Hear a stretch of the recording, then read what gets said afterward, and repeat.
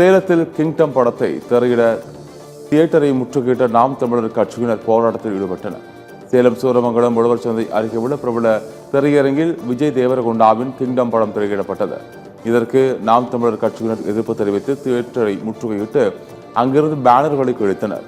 அவர்களை போலீசார் தடுத்து நிறுத்திய நிலையில் திரையரங்க நிர்வாகத்தை கண்டித்து கோஷங்களை எழுப்பினர். பின்னர் போலீசார் பேச்சுவார்த்தை நடத்தி படம் திரையிடுவதை நிறுத்தியதால் நாம் தமிழர் கட்சியினர் கலைந்து சென்றனர்.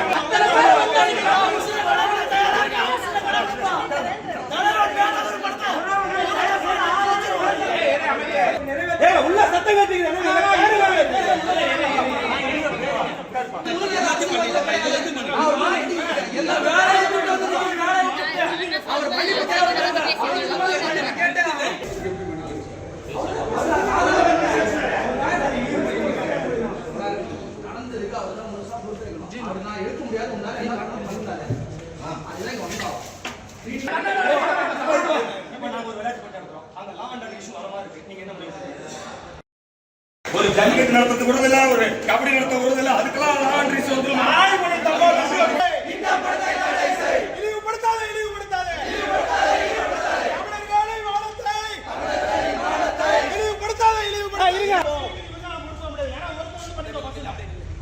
ஓகேவா? இப்போ நான் போயிடுவோம். ஓடியே இவ்வளவு நேரம் உள்ள நின்னு கத்தனா இருக்கு.